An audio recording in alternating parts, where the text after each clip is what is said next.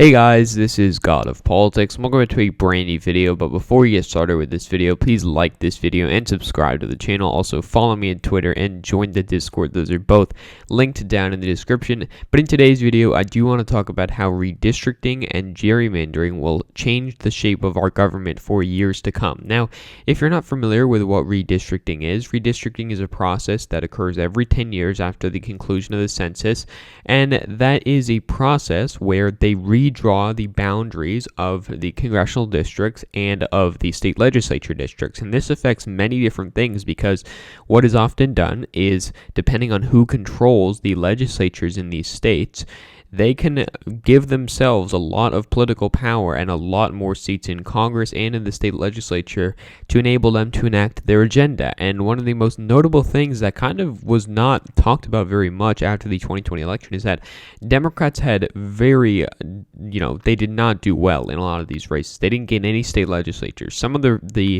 of these state legislatures they had targeted were Texas, Minnesota, North Carolina, as well as states like Arizona, which doesn't matter for the redistricting purposes, but as well as breaking the supermajority in Kansas, getting better numbers in Pennsylvania, taking the Iowa State House, and they didn't do any of that. They actually lost ground. For example, they lost both houses of the New Hampshire state legislature. So now Democrats are not in a very good position in the redistricting process. And before I get into all of this video, I do want to say that, this is a very technical video. This is a video for people that are quite involved in politics, and maybe if you don't like that, you can leave this video. But there's always a chance that I could teach you about a lot of this, and that is the goal of a lot of my videos. And while I can't get into every single thing about the redistricting process in a 10-15 minute video, I do link my Twitter and Discord down below for a reason. You can contact me there. I'm a very responsive person, and I will answer any additional questions that you have. So, getting into a number of these different states, there are a couple of different processes for how the redistricting is done. The vast majority of states have the state legislature, which just draws the districts. This has the greatest chance of being a gerrymander, and there's very notable examples of that, such as North Carolina, which had a very infamous gerrymander, Florida, Pennsylvania, Texas. All three of those states do not have those gerrymanders anymore because they were so bad that they were struck down by the courts. Texas is a state that still has that gerrymander. Georgia is a state that had a gerrymander that has now fallen due to the immense trends that we have seen. Illinois is another one which was made to be a gerrymander, but Republicans have gained in a lot of places. Ohio is another gerrymander, but we'll see more gerrymandering. The other process that is most notable is the commission process, either a politician commission or an independent commission. This is what I believe is certainly the most fair process for drawing their congressional redistricting lines. And, I don't give my opinion too often, but I do think that having these independent commissions is a very good thing because it gives the most amount of political power to to everybody in the state. So it makes it a more proportional system. It doesn't split up counties and towns, putting people in the same town in different districts, etc.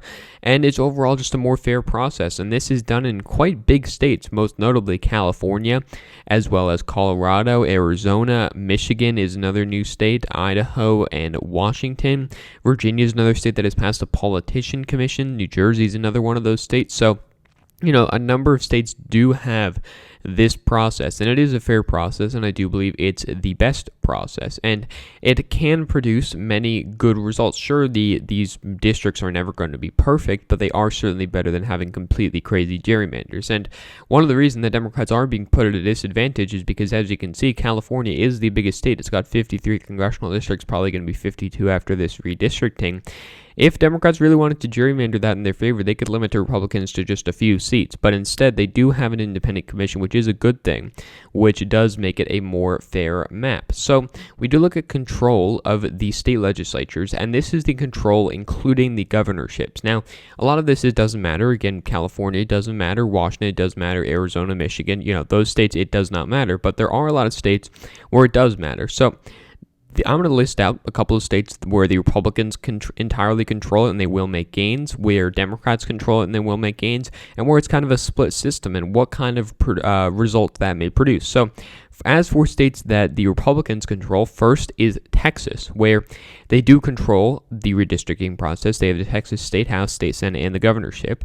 And as you can see from the results this year, Democrats did not do that well in Texas. They do have, I believe, 13 out of the 36 congressional districts in the state of Texas. And this is not a very proportional system. It's not a very fair system. You have a lot of districts with squiggly lines that is not, this district, for example, packs Democrats into a district. You have districts like this in Houston. You have, districts that just have completely wonky shapes. And, that's one of the things that we're seeing in Texas. Democrats had hoped to flip the Texas State House and make it a more fair process, but instead Republicans do control the redistricting, and they will be able to make a map that keeps them in power. So even if Texas continues to become a more Democratic state, it's unlikely that Democrats will be able to gain control of the legislature and gain too much power in these congressional districts. Another state is Georgia, where Democrats did get their only actual flip of this cycle in Georgia's 7th congressional district, but it is quite easy to take that district away and make it so that this is a Republican district. So Democrats are now limited to just 5 seats. 5 seats out of 12 congressional districts, which is really not going to be very good. They will have the 2nd, the 13th, the 5th, the 4th, and the 6th. So that is not going to be good for them. Another state is Florida, where Democrats do have currently a minority, and Republicans did flip another 2 seats, but Republicans can make this even better for them. And the next state is North Carolina, where there was a court drawn, the court forced there to be a new map to replace the very unfair old one, but Republicans completely control the redistricting. And I know some people may say, well, what about the fact that North Carolina has a Democratic governor?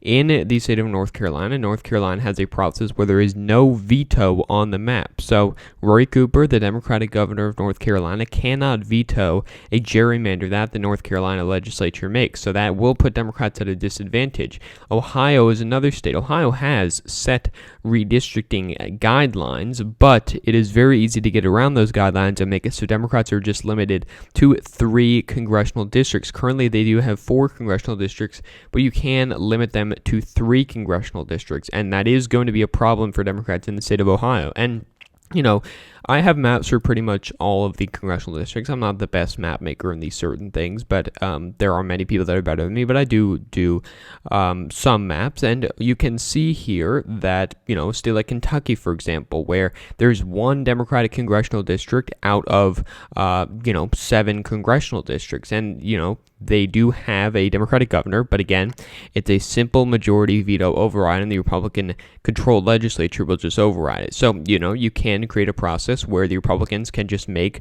all of these districts to favor them, and that's a process where all of these districts are pretty much over 20% in favor of Donald Trump in a state that's already trending towards the Republicans. This is what gerrymandering does, and I would give many more examples, but, I do want to make this video a little bit short. If you have any questions, you can DM me on Discord or Twitter, whatever. Now, states where Democrats will get gains because of the redistricting possibly includes Oregon, the first one. This is going to be quite difficult because Oregon is gaining a district, so it depends whether they give Republicans a 2nd congressional district or whether they try to play really dirty and take another congressional district from them. The next state is the state of Illinois, where they can very easily actually take out the 13th district here to make this a more Democratic district. They're also going to have quite a bit of trouble keeping Sherry Bustos' district in Illinois 17th Democrat, but I do believe they can do it. So they can do that in the 17th district, and they can make 13th district a Democratic district. So that means the Republicans will lose 1 there. The next state is New York. This is kind of iffy because there is technically a commission that does have a role in this, but the democratically controlled legislature does not technically have to listen to those guidelines. The next state is Maryland, and if you were watching right then, you would have seen that there is a way to make a map where all of the Republicans are gone in this district. There are 8 districts in Maryland. Currently, there are 7 Democrats, 1 Republican, but you can make a fairly clean map that gets rid of all of those Republican districts. You can see here, pretty much all of these districts would go by safe margins. None of them would ever go to the Republican Party, and you don't even have to split up that many counties. So that's going to be of detriment to the Republican Party, and they're probably going to lose this district. And again, Maryland has a Republican governor, but the legislature can just override that with a veto, and that is what I expect them to do. And then the final state is New Mexico, where they have total control of over the redistricting. And one interesting fact about New Mexico, they haven't really changed their congressional districts for multiple decades. And so we'll see if they actually change it this time to make it so that New Mexico's second district is a more Democratic district, because most of these other districts are safe districts. Sure, Democrats didn't do that well in the districts, but it is a safe Democratic state overall. And I do think Democrats will be able to make that at least a less safe districts for Republicans. So that's states where Democrats will gain, and those states where Republicans will gain. Overall, Republicans do have an upper hand, and there's many states that I didn't mention, states like Missouri, for example, states like Kansas, which will be very interesting to see how it plays out on the Supreme Court, states like South Carolina, where they'll get rid of the first district for the Democratic Party, even though it just flipped Republican, but it'll be a lot safer for the Republican Party. States like Iowa, where they technically have a independent commission, but the state legislature, again, controlled by Republicans, a target for Democrats that was not successful. Republicans can ignore those guidelines and make their own map.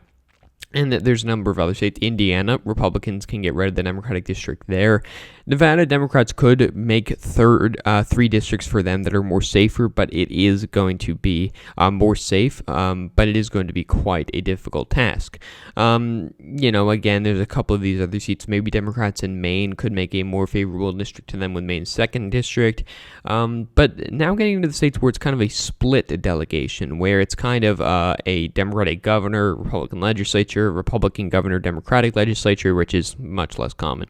But there are a number of those states, and I do want to get into those real quick. So the first one is Pennsylvania. Now, Pennsylvania, I have made a map of Pennsylvania of what they may do. And you may say, oh, this kind of looks like a gerrymander. Well, it kind of does look like a gerrymander, but what it's called is an incumbent protection map. And I'm not the best person at making these types of maps, but you can see from this map that it does protect the incumbents. And what it does is, so you have an incumbent like Connor Lamb. What you do is you put all the Democratic areas in that county, for example, in his district to make it so that he is protected. You do the same thing with Brian Fitzpatrick. You do the same thing with many other congressional districts, and you do this in an effort to make both sides happy. So Democrats in this map would have 1, 2, 3, 4, 5, 6, 7, 8, 9 districts. Republicans would have 1, 2, 3, 4, 5, 6, 7, 8 districts, but Republicans can also gain in these districts. So this is a map that I do believe they could both agree to, and this is a map that, at face value looks like a gerrymander, but I also believe it's a map that is probably likely. Another, then there's a number of those examples like that. Another example is Minnesota, where Democrats had really hoped they'd get the Minnesota State Senate, but they didn't do that. Minnesota is losing a congressional district, so there's a scenario where, they have the congressional, they have Pete Stauber going against Michelle Fishback, or they have Jim Hagedorn going against Michelle Fishback, or they have Tom Emmer. There's many different scenarios there. Same thing in Wisconsin, where, similar to Pennsylvania, they may make an incumbent protection map to keep the 3 Democratic districts more Democrat, because Ron Kind, while going unopposed in 2016, had quite a difficult challenge in 2020. Another one of those states is Louisiana, which actually has a Democratic governor. John Bel Edwards may be able to get a second district for the Democratic Party, because Republicans, I believe, do not actually have a veto-proof majority. Another one of those states is going to be, actually, there's a number of states that are split, as you can see here. There are a number of states in purple here that are split delegations, but most of these do not matter. Michigan has an independent commission. Montana is going to have a Republican governor soon. Maryland, there's a veto-proof majority. Vermont, there's a veto-proof majority, and it's one district anyway. Massachusetts, there's a veto-proof majority. North Carolina, there is no veto. Kentucky, there's a 50% veto. Kentucky, there is a veto-proof majority, but the Kansas Supreme Court is controlled by Democrats. Louisiana, as I just pointed out, there's a Democratic governor, so that will make a difference. Alaska, it's not really going to make a difference because there is a coalition control in the Alaska State Senate, but I believe that, they will break to help the Republicans, at least in the state legislature level, but it doesn't matter because they only have one congressional district. And so that is pretty much all of these states that do have a split delegation, where it's a governor and state legislature of different parties, or even state legislatures of different parties in each chamber, like it is in Minnesota. But finally, talking about the states with a more fair congressional district, and this, for example, is Arizona, which has an independent commission, and this could be a map that they do. And you may say, oh, it looks kind of like a gerrymander because of the first congressional district. This is a district that puts the Native American areas into one district, similar to what it looks like with the current district. As you can see here, it's pretty much the same district with a couple exceptions.